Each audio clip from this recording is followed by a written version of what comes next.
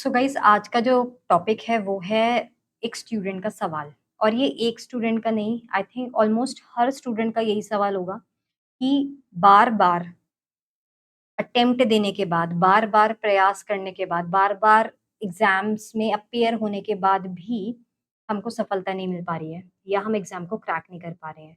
और सिर्फ किसी कॉम्पिटिटिव एग्जाम की बात नहीं कर रही हूँ मैं जिंदगी की किसी भी पॉइंट की बात कर रही हूँ जिसमें आपने पूरा मेहनत किया है, कोशिश करी है अपने लेवल से बेस्ट काम करने की, पर काम नहीं हो पाया।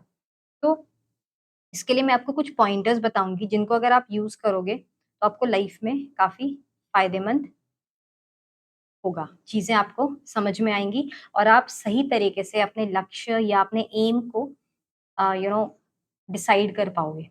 तो सबसे पहले तो वही है कि आपको सफलता नहीं मिल पा रही है, तो कोई बात नहीं, आपको हिम्मत हारने की कोई ज़रूरत नहीं है। क्यों सफलता नहीं मिल पा रही है? वो बात की बात है, पर सफलता मुझे चाहिए क्यों, ये पहली बात है ना? तो सबसे पहले तो हमें अपने लक्ष्य को जाँचना पड़ेगा, मतलब जो हमारा एम है, जो भी हमने चीज़ें डिसाइड करी हैं, वो हमें अंदर से पूछना पड़ेगा, दूर से समझना पड़ेगा कि जो मैंने ये लक्ष्य चुना है, ये सही भी है कि नहीं, है ना? जो भी मेरा लक्ष्य है, वो सही है या नहीं? ठीक है?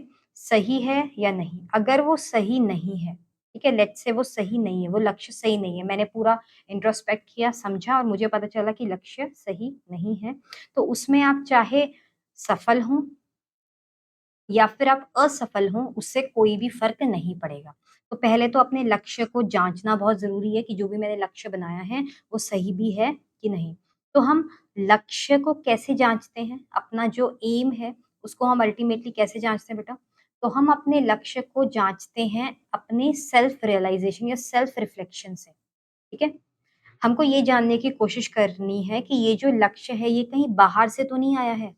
क्या आपका लक्ष्य दूसरों के दबाव या समाज की उम्मीदों से प्रेरित तो नहीं है? जैसे कि कल मैंने एक चीज़ आपको बताई थी कि अपने सत्य में जिएँ। अपने सत्य में जीने का मतलब क्या? अपने ट्रुथ में जीने का मतलब क्या? जो मैं सोच रही हूँ, वही मैं बोल रही हूँ और वही मैं कर रही हूँ। अगर मेरा कोई भी काम अगर मेरा कोई भी काम ऐसा है जो मैंने सोचा कुछ और, बोला कुछ और करा कुछ और, तो वो हमेशा मुझे अनसैटिस्फाइड रखेगा और अनहैप्पी रखेगा, ठीक है? तो पहले तो मुझे ये समझना है कि मेरा जो लक्ष्य है वो बाहर से आया है, 100 लोगों से बात करने के बाद मैंने डिसाइड किया है, या मैंने कुछ अपने सीनियर से बात करके डिसाइड किया है, या मेरे को कोई पेरेंटल या फैमिली प्रेशर की वजह से मैंने कोई एग्ज़ाम को क्रैक करने के लिए सोचा है। तो पहले ही देख लो कि मेरा लक्ष्य मेरा है भी कि बाहर से किसी से आए, किसी ने मुझे ज़बरदस्ती थोपा है कि ये करोगे तो तुम्हें ये बड़ी कंपनी में बड़ा पैकेज मिलेगा, ठीक है? और उसके बाद आपको ये पहचानना है कि आपका जुनून कहाँ है? क्या आपका लक्ष्य आपको वास्तव में उत्साहित करता है और उसमें पूरी तरह से डूब जाते हैं आप? मतलब जो आपने चूज़ किया है, जो भी लक्ष्य अपनी ज़िंदगी में रखा है आपने, ठीक है? लेट्स से आपने सीएसआईआर नेट दिसंबर को क्रैक करने के लिए रखा है। क्या आप उसमें उसको क्रैक करने के लिए पूरी तरीके से डूब जाते हैं? है ना? तो आप कब डूबेंगे? जब ये आपने चुना होगा। अगर ये आपने चुना ही नहीं है, आपको बाहर से आया है तो छोड़ दो, कोई ज़रूरत नहीं है। क्या फ़ायदा उस चीज़ का जो आपने खुद से चुना ही नहीं। वो आपको सिर्फ़ और सिर्फ़ प्रॉब्लम में लेकर आएगा, आपको दुखी करेगा, आप डीमोटिवेट होगे, आप अनसैटिस्फाइड होगे और सिर्फ़ और सिर्फ़ कुछ कोचिंग इंस्टीट्यूट्स के एड्स देख के या फिर उसके बड़े-बड़े पैकेजेज़ देख के या ऑल इंडिया रैंक्स देखकर अगर मैंने डिसाइड किया है, तो डेफ़िनिटली वो मुझे अनहैप्पी रखेगा, मुझे डीमोटिवेट करेगा। ओके, और मैं अपनी लाइफ में आज ही अपनी नज़रों में गिर जाऊँगा। मुझे लगेगा कि मैं तो कुछ कर ही नहीं पा रहा हूँ, बाकी सब इतना कुछ कर रहे हैं। तो ये तभी आपको डिमोटिवेट करेगा या मोटिवेट करेगा अगर ये आपका खुद का है। अगर ये आपका खुद का है तो आपको मोटिवेट करेगा आपको आपके रिज़ल्ट तक के लिए, और नहीं तो ये आपको डिमोटिवेट रखेगा। उसके बाद में आपको अपने दिल की आवाज़ सुननी है। दिल की आवाज़ सुनने का मतलब क्या? सही लक्ष्य को चुनने के लिए अपने दिल की आवाज़ सुननी पड़ती है ना? हर चीज़ को आप लॉजिकली दिमाग से सोच के नहीं करते कि मैं मेरा दिमाग ये कह रहा है, मुझे यही करना है। क्योंकि दिमाग भी क्या है? एक ऑर्गन ही है ना? तो आपका दिल क्या कहता है? क्या आप वास्तव में इस लक्ष्य को पाने के लिए प्रेरित हैं? Are you really motivated to get that? क्या आपका लक्ष्य सही है ना? क्या आपकी उसमें रुचि है? क्या आप उसमें इंटरेस्ट रखते हो? क्या आपकी उसमें क्षमता है? मतलब क्या आपकी एबिलिटी है टू क्रैक दैट, है ना? ठीक है? अगर आपने सही लक्ष्य चुना है, अगर आपका लक्ष्य क्या है? सही है, तो आप जितनी भी बार गिर जाओ, आप चाहे जितनी भी बार गिर जाओ, जितनी भी बार आप हार जाओ, जितनी भी बार आपको असफलताएँ मिल जाएँ, तो भी आप उस लक्ष्य को नहीं छोड़ोगे। जब तक आप उसको पा नहीं लोगे, तब तक आप बार-बार अटेम्प्ट करते रहोगे उस लक्ष्य को पाने के लिए, ठीक है? तो सही काम में सफलता से ज़्यादा क्या इम्पोर्टेंट होता है, ठीक है? देखो, सही काम अगर आपने चुन लिया, एक बार आपने बहुत अपने दिल की बात सुनी और आपने सुन लिया कि हाँ, ये जो मेरा लक्ष्य है, वो अब फिक्स हो गया। अब मैं लक्ष्य किसी फिलहाल के लिए एग्ज़ाम की बात कर रही हूँ, कोई भी एग्ज़ाम हो सकता है, ठीक है? अब ज़रूरी नहीं है लक्ष्य आपका कोई एग्ज़ाम ही हो सकता है लक्ष्य आपका कुछ और लेट्स से मॉडल बनना हो, या हो सकता है लक्ष्य आपका सिंगर बनना हो, या हो सकता है डांसर बनना हो, कुछ भी हो सकता है वो लक्ष्य, ठीक है? और ये सही कब है, ये काम सही कब है? जब ये आपके अंदर से आ रहा है, आपके दिल से आ रहा है। आपने किसी भी सामाजिक दबाव में आके अगर कोई चीज़ नहीं चुनी है, तो वो आपका खुद का निर्णय है, आपका खुद का डिसीज़न है और उस डिसीज़न के लिए आप सेल्फ मोटिवेटेड हो, आप सेल्फ इंस्पायर्ड हो, ठीक है? उसमें आप बहुत ज़्यादा हैप्पी रहोगे, खुश रहोगे और आप संतुष्ट रहोगे। संतुष्ट मतलब आप सैटिस्फाइड रहोगे, आपको निराशा नहीं होगी। अगर उसमें हार भी जाओगे, अगर आपका लक्ष्य सही है, तो उसमें सफलता या असफलता महत्वहीन हो जाती है। मतलब हमको मंज़िल तक जाना है, अच्छी बात है, सही बात है, मुझे पहुँचना है, उस लक्ष्य को मुझे पाना है। पर वो जो रास्ता है, जिस रास्ते पे चल के मैं उस लक्ष्य को पाना चाहती हूँ, वो बहुत खूबसूरत हो जाता है और मुझे उस रास्ते में चल के मज़ा आ रहा है। लक्ष्य मिल रहा है कि नहीं मिल रहा है, वो बाद की बात है। फ्यूचर किसने देखा है, कल किसने देखा है। पर आज मुझे वो काम करने में मज़ा आ रहा है। अगर आज मुझको वो काम करने में मज़ा आ रहा है, तो मुझे कोई भी एक्सटर्नल मोटिवेटर या कोई इंस्पिरेशन नहीं चाहिए आउटसाइड से। मैं सेल्फ मोटिवेटेड हूँ, मैं सेल्फ इंस्पायर्ड हूँ, मैं अपने लक्ष्य को खुद पा लूँगा। ठीक है? अब निरंतर प्रेरणा मुझे कैसे मिलती रहेगी? ठीक है? बार-बार मुझे कैसे प्रेरणा इन द सेंस कि मुझे बार-बार कैसे अंदर से आता रहेगा कि तुम कर सकते हो, जब मेरा ही वो लक्ष्य होगा। ये वही चीज़ है जो मैं अभी भी एक्सप्लेन कर चुकी हूँ। ठीक है? अब आपको चुनौतियों का सामना करना है। चुनौतियों का सामना मतलब क्या? देखो, जैसे मैंने आपको बताया जब आपने कोई अपना सही लक्ष्य चुना है, तो आप चाहे सफल हों या असफल हों, उससे कोई फ़र्क नहीं पड़ता है। ठीक है? अगर आप सही काम कर रहे हो, ठीक है? अगर आप सही काम कर रहे हो, तो उसमें आपको कोई निराशा नहीं होती। मतलब you will not be unhappy while working for that goal. अगर आपका कोई गोल है जो आपके अंदर से आया है, उस गोल में आप जीतें या हारें और अगर हार भी जाएँ, फिर से री-अटेम्प्ट करने के लिए या बार-बार उठने के लिए आपको कोई और सहारा नहीं चाहिए होता। आप सेल्फ ओरिएंटेड होते हो, आप सेल्फ फोकस्ड होते हो उस लक्ष्य को पाने के लिए क्योंकि वो आपने खुद से नहीं चुना है, किसी और ने आप पे थोपा नहीं है। अगर आप हार रहे हो तो यू आर रिस्पांसिबल, अगर आप जीत रहे हो तो यू आर रिस्पांसिबल, अगर आप एन्जॉय कर रहे हो तो यू आर रिस्पांसिबल, आप अनहैप्पी हो तो भी you are responsible. No one else is ever responsible in your journey of success towards anything, right? तो बड़ा लक्ष्य और छोटी निराशाएँ मतलब अगर आपका लक्ष्य बहुत बड़ा है, लेट्स से आप एक साइंटिस्ट हो और आपका एम है एक सैटेलाइट को लॉन्च करना। तो आप तब तक लक्ष्य बहुत बड़ा है ना, लक्ष्य बहुत बड़ा है, तो आप तब तक उस पे काम करोगे जब तक वो लॉन्च नहीं हो जाती। आप मरोगे नहीं उससे पहले। मतलब ये नहीं कि यार 1 बार मैंने ट्राई किया, 2 बार किया, 3 बार किया, अब नहीं हो सकता, अब ये होएगा ही नहीं। आप बार-बार नए-नए रास्ते निकालोगे, मॉडल चेंज करोगे, मैथमेटिकल कैलकुलेशंस में कुछ गड़बड़ है तो उसको सही करोगे। मतलब आप तब तक निरंतर लगे रहोगे जब तक आपको आपका लक्ष्य मिल नहीं जाता क्योंकि लक्ष्य बड़ा है।